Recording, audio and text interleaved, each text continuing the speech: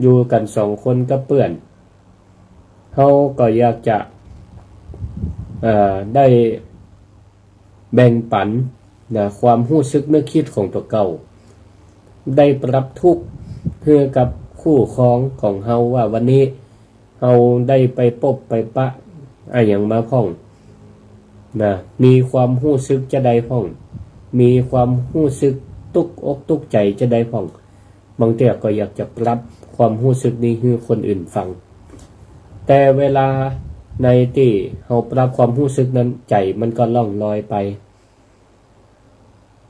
เฮาก็ลองนึกพอกะว่าเวลาใจเฮาล่องลอยไปเฮาปรับความรู้สึกเล่าให้เพื่อนฟังเล่าให้คนฮักเขาฟังจิตมันก็ยังไปคนเดียวนะมันบ่ได้มีความรู้สึกว่าจิตนั้นมีเปื่อนไปกับเฮามีคนฮักที่ฟังอยู่ไปกับเฮานะมันก็ยังเป็นความรู้สึกเดิมอยู่ว่านะจิตของเฮานั้นมันก็ล่องลอยไปนะคนเดียวส่วนจิตของเพื่อนนั้นของคนตั้งข้างที่รับรู้รับฟังเรื่องราวของเขาเปิ่นก็ทรงจิตไปแห่งตีของเปิ่นนึงนะมันก็ต่างคนต่างไปนะต่างคนต่างไปอันนี้แหละคือสภาวะของจิตนะที่มันเป็นเปิ้นห้องว่าปัจจัตตังนะพระพุทธเจ้าเรียกว่าปัจจัตตังเวทิตโพก็คือฮู้ได้เฉพาะตนเฉพาะตัวนะเป็นนามธรรมที่มันเกิดขึ้นอยู่ตั้งอยู่และก็ดับไปในกระแสของจิตของแต่ละคนแต่ละบุคคลเท่านั้นความรู้สึกนี่นะอย่างตอนนี้อาตมาก็พยายามอู้จูงใจให้ศรัทธาญาติโยมทั้งหลายได้พิจารณาตามแต่จิตของอาตมานั้นก็ไปคนเดียวนะเข้าถึงคนเดียวอย่างอีเป็นต้นศรัทธาญาติโยมทั้งหลายก็เหมือนกันจิตของศรัทธาญาติโยมก็ไปคนเดียวเข้าถึงคนเดียวนะอย่างนี้เกิดขึ้นตั้งอยู่และก็ดับไปนะคิดเรื่องนี้แล้วเกิดขึ้นมันตั้งอยู่สักกรรมหนึ่งแล้วมันก็ดับไปแล้วมันก็จะไปคิดเรื่องใหม่อยู่อย่างนี้นะเวียนกันอย่างนี้นะจิตความคิดของเฮาเนี่ยนะเกิดดับเกิดดับเกิดขึ้นตั้งอยู่ดับไปอย่างนี้อันนี้แหละคือลักษณะของจิตเอกัจจรังนะคือเที่ยวไปดวงเดียวข้อที่3อสรีรังนะลักษณะของจิตข้อที่3อสรีรังก็หมายความว่าไม่มีรูปร่างนะไม่มีรูปร่างเฮาบอกว่าบางเทื่อนะเฮารู้สึกปวดใจขนาดนี้นะเจ็บอกเจ็บใจขนาดนะแต่ถ้าเฮาลองพาออกมาพอใจนะที่มันเป็นก้อนเนื้อก็มาหันความปวดนะมาหันความเจ็บปวดมาหันมันมีร่องรอยบาดแผลอย่างสักอย่างนะหรือบางทีเขาบอกว่ากึดเติงหานะลูกหาหลานกึดเติงหาคนนั้นคนนี้แต่เขาก็บ่สามารถจับเอาก้อนแห่งความกึดเติงหาหรือความคิดถึงเนี่ยออกมาพอได้ว่าจิตนี้นะมันมีรูปร่างลักษณะเป็นจะใดจิตนี้บ่มีตัวตนมันบ่มีรูปร่างนะพาออกมามันก็ตึงมาหันจิตแต่หันเป็นหัวใจนี่เป็นนะแต่ตัวจิตนี่มันมาหันมันบ่มีรูปร่างบ่สามารถจะเอามาจั่งตวงวัดได้นะว่ามันมีน้ำหนักต่อใดนะถือว่ามันเป็นพลังงานเป็นสภาวะธรรมที่มันพอมาหันด้วยตาเนื้อแต่มันสัมผัสด้วยใจของเฮานะก็คือการที่จิตนั้นมันเป็นนามธรรมนะมามีรูปร่างสันฐานมาสามารถสัมผัสได้ด้วยนะอายตนะภายนอกก็คือบ่สามารถเฮาจะสัมผัสได้ด้วยตานะก็คือพอมาหัน หูบ่สามารถได้ยินเสียงนะสภาวะของจิตนะจมูกดมนะสภาวะจิตบ่ได้จมูกลิ้นนะกายนะสัมผัสบ่ได้สักอย่าง5อย่างนี้นะสัมผัสได้ด้วยใจนะคือจิตก็สัมผัสด้วยจิตนั่นแหละนะต่อไปลักษณะของจิตข้อที่4ข้อแล้วเนอะจำได้ก่อนข้อที่4เรียกว่าคูหาสยังลักษณะของจิตข้อที่4คูหาสยังหมายความว่ามีธรรมเป็นที่อาศัยมีธรรมเป็นที่อาศัยเมื่อจิตบ่มีรูปร่างแล้วมันอยู่ไหนนะสถานที่อาศัยอยู่ของจิตอยู่ที่ไหนพระพุทธองค์ก็ได้ตรัสว่าจิตนั้นมันมีธรรมเป็นที่อาศัยธรรมในที่นี้ก็หมายถึงร่างกายของเฮานี่แหละศรัทธาญาติโยมทั้งหลายร่างกายเฮานี้เปรียบเหมือนธรรมจิตนี้จะอยู่ในร่างกายของเฮาจะอยู่ส่วนไหนก็นะเฮาจะฮู้ได้ใดก็ฮู้ได้ที่ขณะปัจจุบันขณะแห่งจิตแต่ถ้าเฮาบ่ได้ฮู้ขณะแห่งจิตเฮาก็บ่สามารถกำหนดอยู่ได้ว่ามันอยู่ที่ไหนแต่มันอยู่ในร่างกายของเฮามันจะกึดไปไหนก็ตามสุดท้ายมันก็จะกลับมาที่ร่างกายของเฮาร่างกายที่มีความยาววาหนาคืบนี้เป็นบ้านเป็นที่พักพิงของจิตของใจณตอนนี้จิตออกไปแอวออกไปแอวไปที่ต่างๆอย่างที่ว่าตะเกียไปดวงเดียวไปไก่ไปตีดวงเดียวบ่มีรูปร่างสุดท้ายจิตก็จะกลับมาที่บ้านของตัวมันเองก็คือร่างกายของเฮานี่แหละกลับมาสู่บ้านหลังเดิมจิตอาศัยกายนี้ในการกระทำในการทำความดีก็ได้ทำความชั่วก็ได้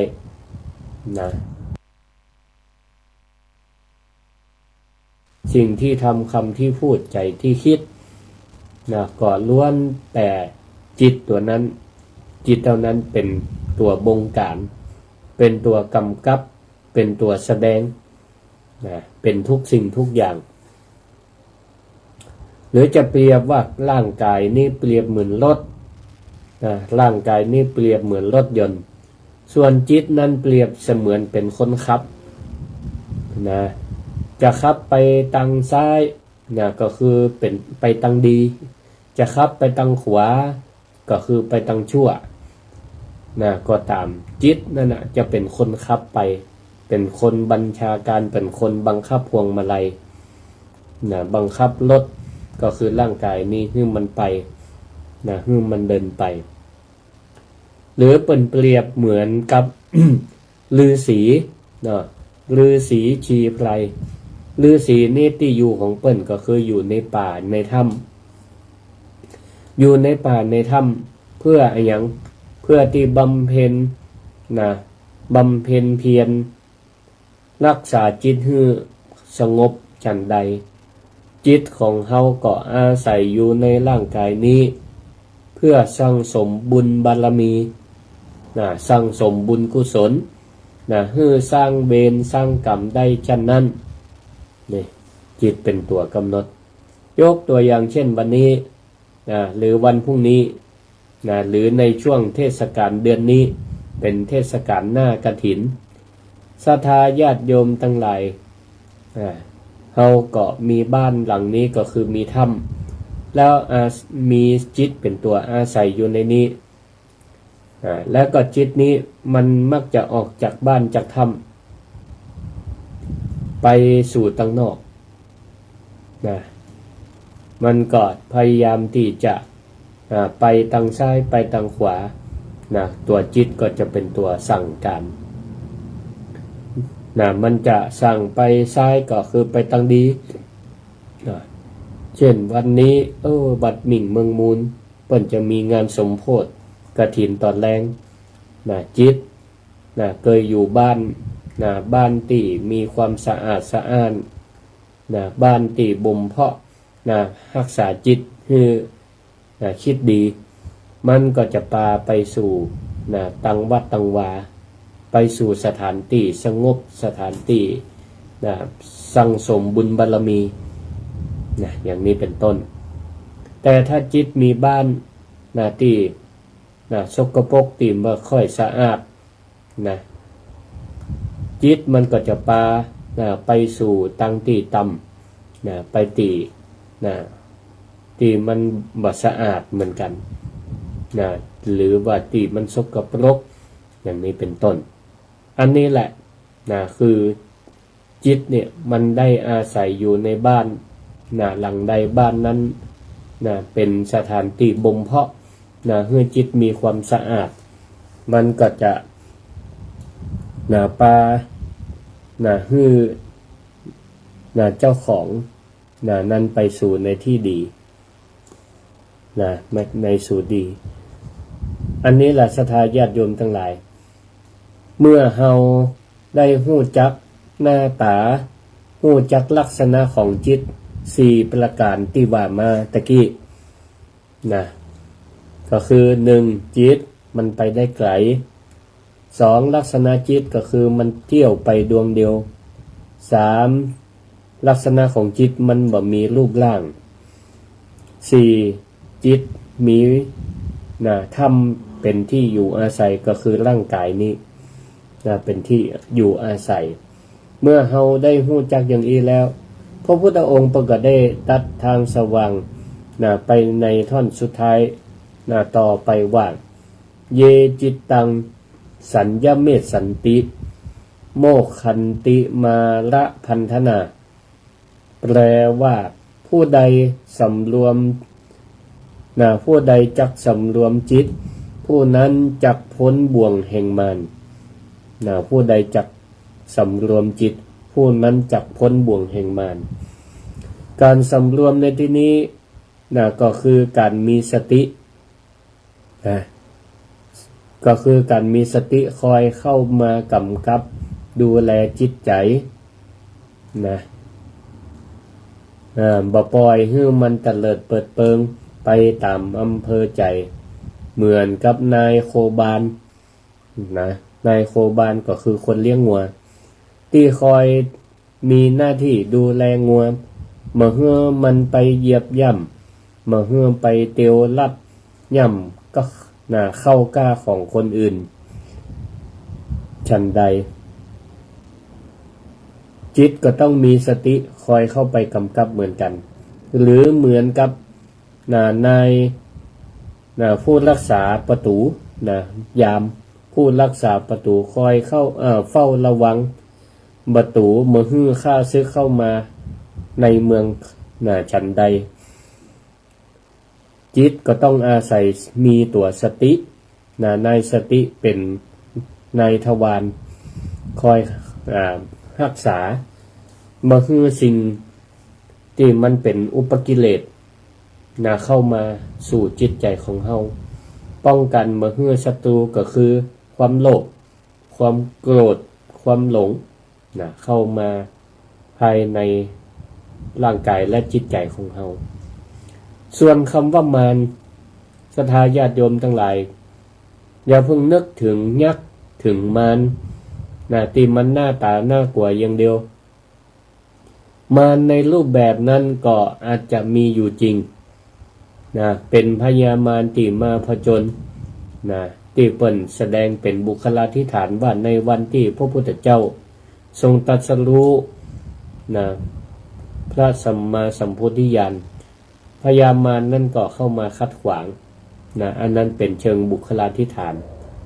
แต่มารในเชิงธรรมาธิฐานนั้นก็คือมารที่ใกล้ตัวเฮาที่สุดก็คือกิเลสมารที่อยู่ในจิตในใจของเฮานี่แหละก็คือความโลภความโกรธความหลงเป็นตัวมารที่ร้ายผูกมัดเฮาไว้ กับความทุกข์ที่เรียกว่าบ่วงแห่งมารนะดังนั้นผู้ใดก็ตามที่ฝึกฝนอบรมจิตใจของตนเก่าคือมีสติอยู่เสมอก็จะสามารถหลุดพ้นจากอำนาจของกิเลสเหล่านี้ได้เหมือนกับนกนะที่มันหลุดออกจากรังนะหลุดออกจากกรงบินไปสู่ท้องฟ้ากว้างได้อย่างอิสระเสรีเพื่อให้ศรัทธาญาติโยมทั้งหลายได้เข้าใจนะได้แจ่มชัดขึ้นอาตมาก็จะขอยกนิทานธรรมบทที่เป็นต้นเรื่องของพระคาถาบทนี้ที่พระพุทธเจ้าได้ตรัสสอนพระภิกษุตนหนึ่งก็มีเรื่องว่าพระภิกษุหนุ่มที่มีนามว่าสังฆลักขิตพระสังฆลักขิตซึ่งเป็นหลานแต้ๆของพระเถระก็ชื่อว่าสังฆลักขิตะเหมือนกันอันนี้เปิ้นเลยชื่อว่าพระภาคินัยยะสังฆลักขิตะเป็นหลาน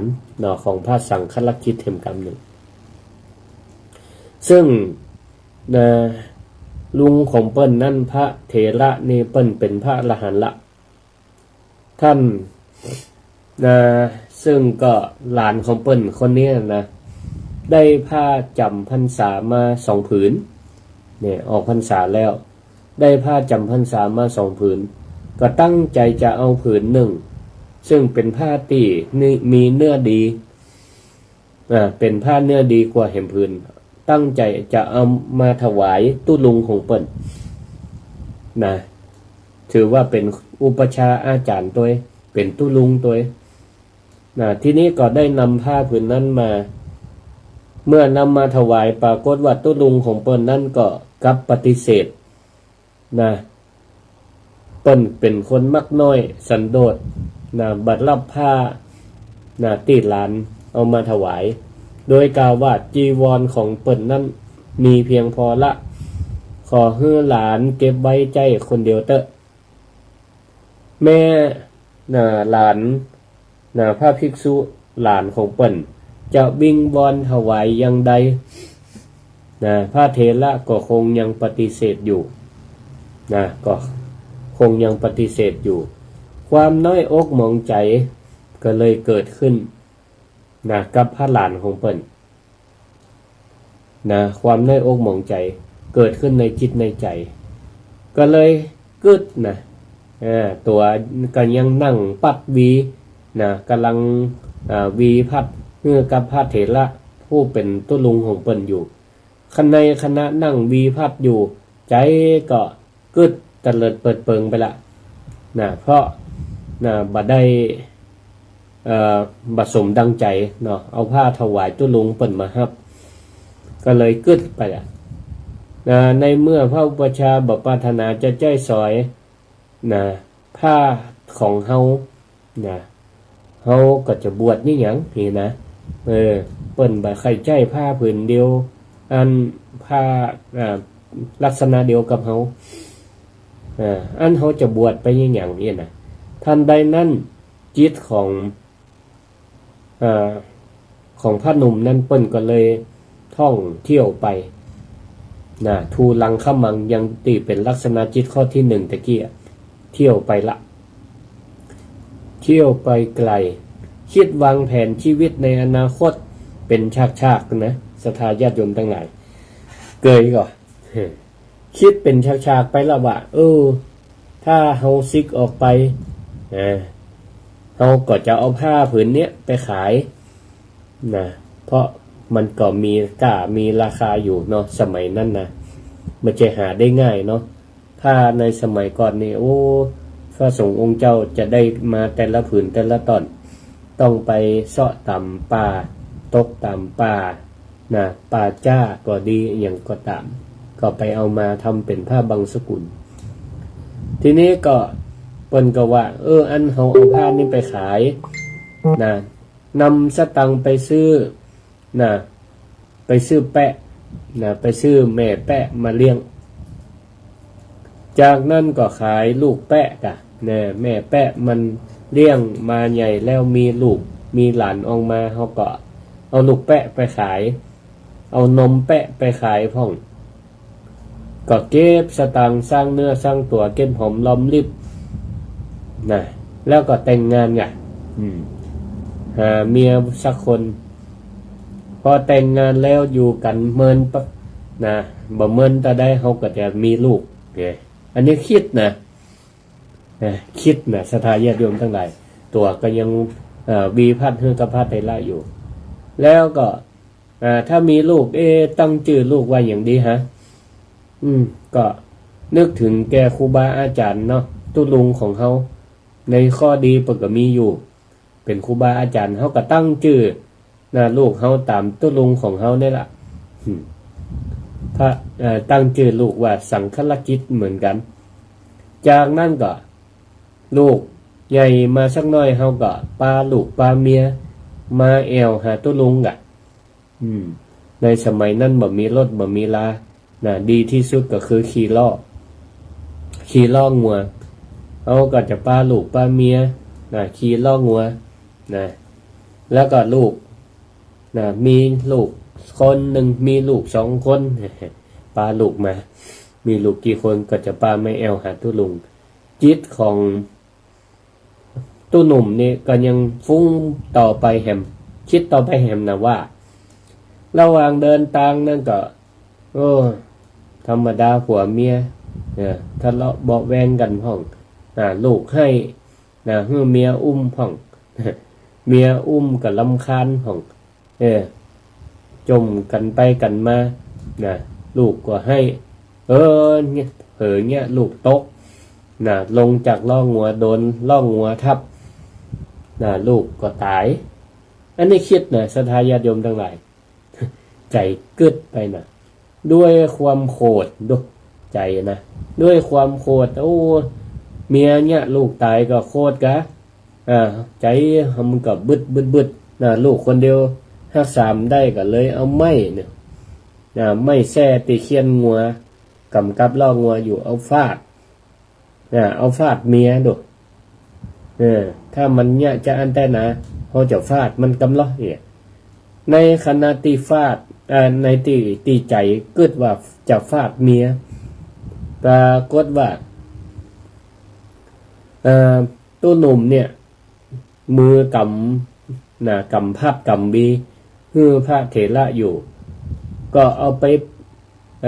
วีไปปัดใส่หัวเปิ้นไปตบใส่หัวเปิ้นนี่ความเผลอไผ่ของจิตสทาญาติโยมทั้งหลายฟาดลงไปที่หัวของพระเถระผู้เป็นลุงอย่างเฮนทีนี้ก็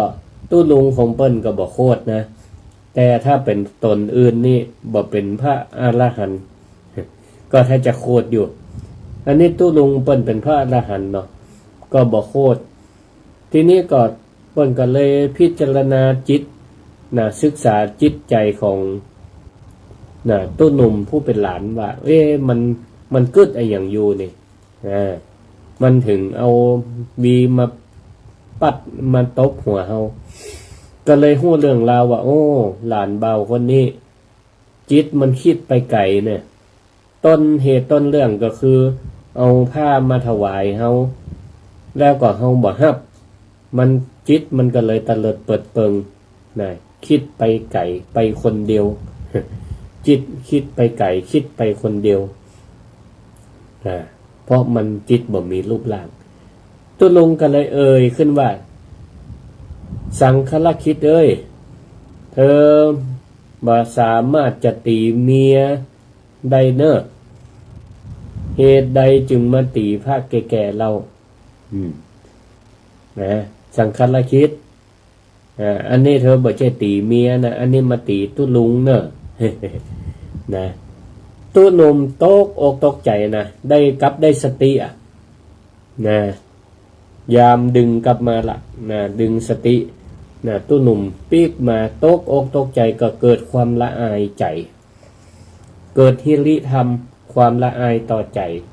โอตตปะความเกรงกลัวต่อบาปที่ได้เผลอเอาวีเอาพัดเนี่ยไปตบ หัวตุลุงนะแล้วก็ตุลุงก็ล่วงหู้ความคิดของตัวเก่าก็เลยสะดุ้งก็เลยละพัดลงเอาพัดขวางลงแล้วก็วิ่งหนีด้วยสัญชาตญาณวิ่งหนี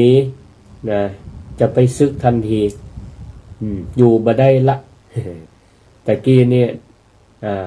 คิดก่อนแต่ตอนนี้ได้ทำได้ลงมือทำไปเผลอตบตุลุงไปละก็เลยจะวิ่งหนีไปซึกบรรดาตู้เจ้าตนอื่นทั้งหลายก็ช่วยกันยับเอาไว้ก่อนยับควบคุมตัวตู้หนุ่มตนนั้นพร้อมตู้ลุงก็เลยพากันไปเฝ้าพระพุทธเจ้าเมื่อพระพุทธเจ้าทรงทราบเรื่องราวต่างๆทั้งหมดก็เลยบอกตัดสอน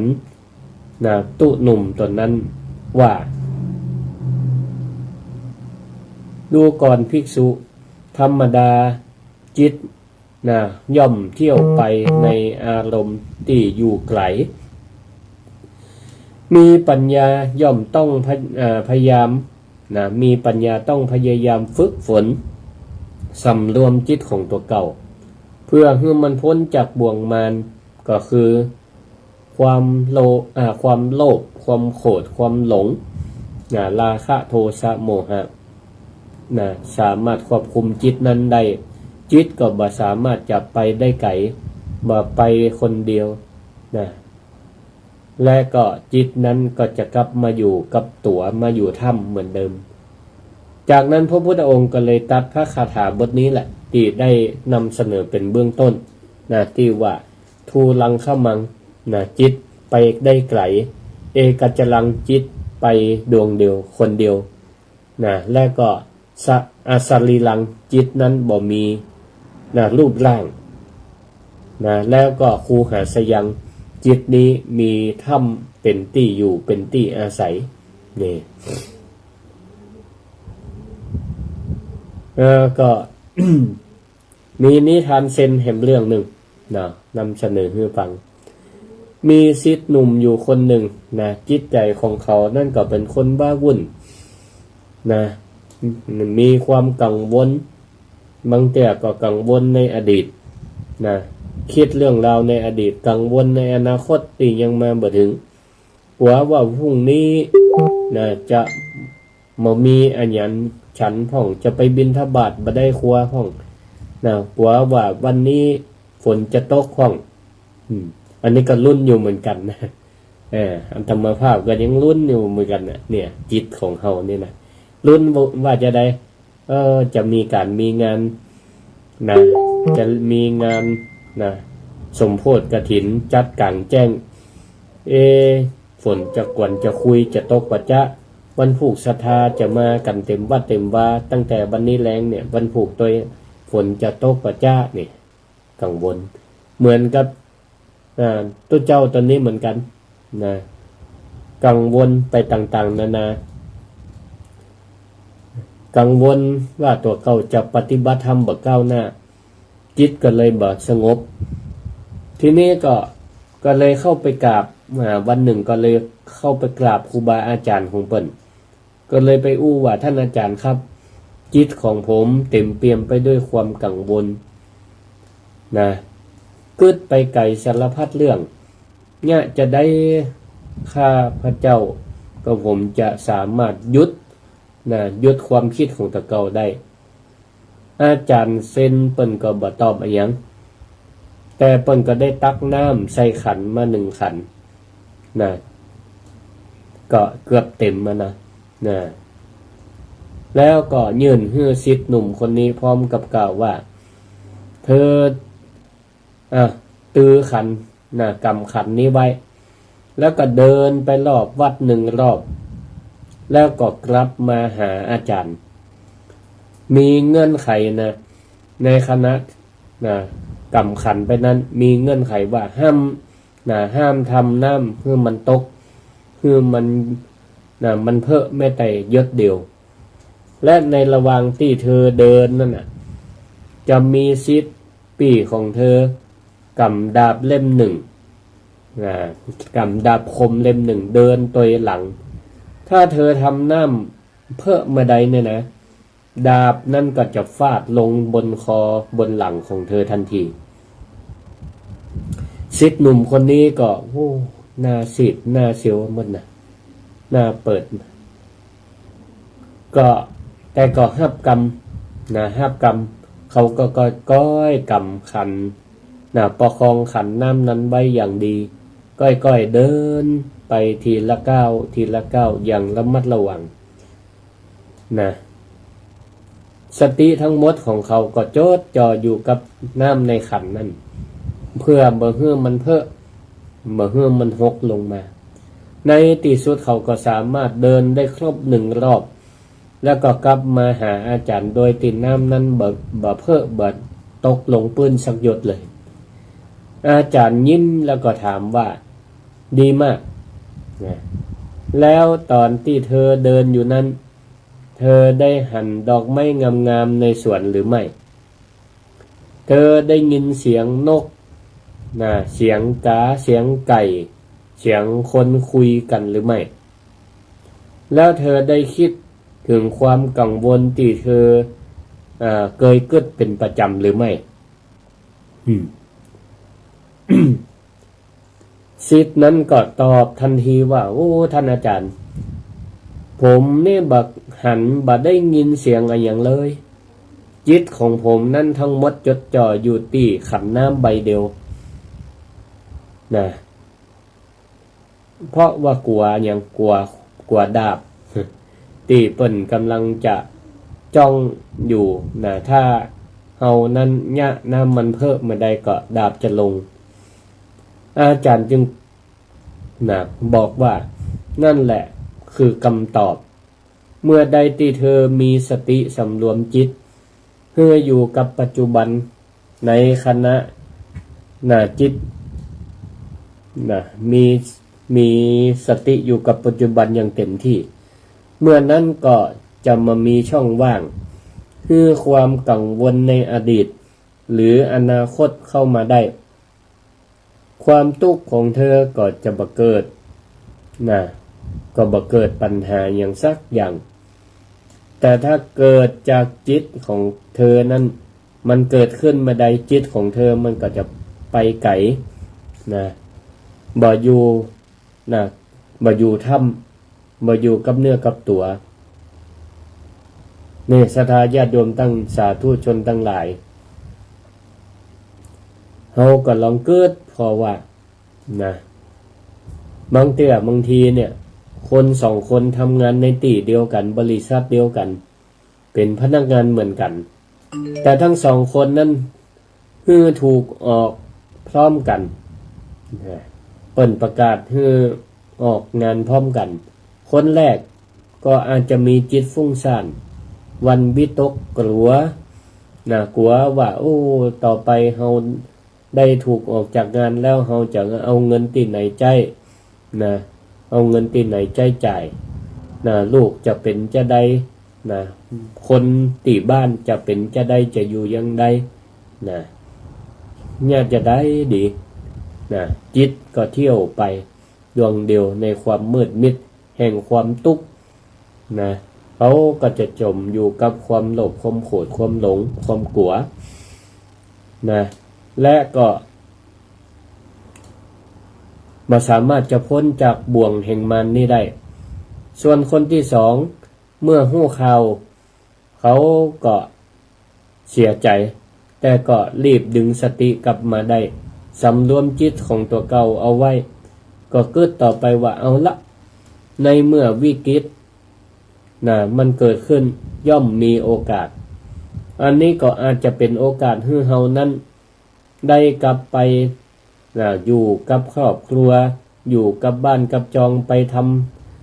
ทำสวนหรือทำกิจกรรมอย่างอื่นห้องมีโอกาสเฮาจะได้เริ่มเกิดงานใหม่กับเฮาห้องวางแผนบัดได้ทำที่นี่ก็ไปทำที่อื่นเนี่ยเขาบ่ปล่อยจิตให้ถูกบ่วงแห่งมารก็คือกิเลสเข้ามาครอบงำเมื่อความกลัวเข้ามาครอบงำจิตได้บ่เกิดความวิตกกังวลใดๆ นะและก็มีสติใจปัญญาในการพิจารณาหาทางออกเริ่มต้นชีวิตใหม่นี่ศรัทธาญาติโยมทั้งหลายหันหรือยังนะจิตของเฮาเนี่ยนะ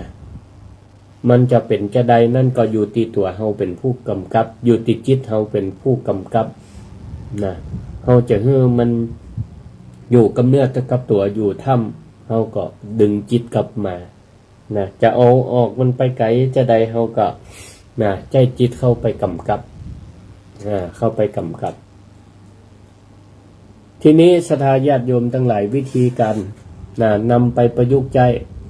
ในชีวิตประจำวันเนี่ยจะใดประการแรกก็คือเฮาเป็นผู้ดูนะมันจะเป็นผู้เล่นบทกับมันนะเวลาเฮามีอารมณ์โลภก็ดีมีอารมณ์โกรธก็ดีมีอารมณ์หลงก็ดีขึ้นมาแทนที่เฮาจะกระโจนเข้าไปเป็นผู้โกรธได้ยินอันหยังมาที่มันบ่ม่วนบ่อันหยังเปิ้นว่ากล่าวว่าติเตียนเฮาก็ดีนะเฮาก็ต้องมีสติเข้าไปกำกับบ่เป็นผู้โกรธนะเฮาก็ถอยออกมาเป็นผู้ดูเฮาก็พอมันตัวพอความโกรธที่มันเกิดขึ้นในจิตในใจเหมือนกับเฮาพอละครฉากหนึ่งเฮาจะไปส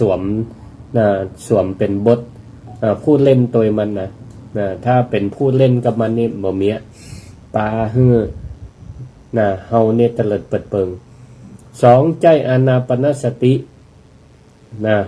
เป็นสมอเรือก็หมายความว่าจิตของเฮานั่นเปรียบเหมือนเรือที่มันลอยไปเรื่อยๆในทะเลแห่งความคิดและลมหายใจเข้าออกของเฮานี่แหละก็คือสมอเรือเมื่อใดที่เฮารู้สึกว่าจิตมันลอยไปไกลจนฟุ้งซ่านเฮาก็รีบกลับมาอยู่กับลมหายใจดึงสมอทันทีทวงสมอเพื่อหู้ลมหายใจเข้าและหายใจออกทำอย่างนี้บ่อยๆหู้สึกโคตรเฮาก็ดึงสมอดึงสมอเรือทวงจิตเพื่อมันมีน้ำหนักขึ้นหู้ลมหายใจเข้าและหายใจออกประการที่3เปลี่ยนเรื่องเพื่อจิตนั่นไปกึดเรื่องอื่นบางเทื่อเฮาเกิดไปในเรื่องที่มันเกิดความทุกข์หรือความโลภเฮาก็ดึงจิตกลับห้ามจิตนั้นบ่ให้มันไปต่อคือมันเลือกในทางที่มันดีขึ้นที่มันดีกว่านี้นึกถึงคำสอนของพระพุทธเจ้าก็ได้นึกคำสอนของครูบาอาจารย์ก็ได้เพราะ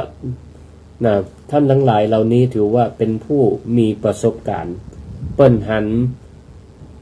ประสบการณ์มาก่อนฮู้ผลลัพธ์ที่มันจะเกิดขึ้นมาก่อน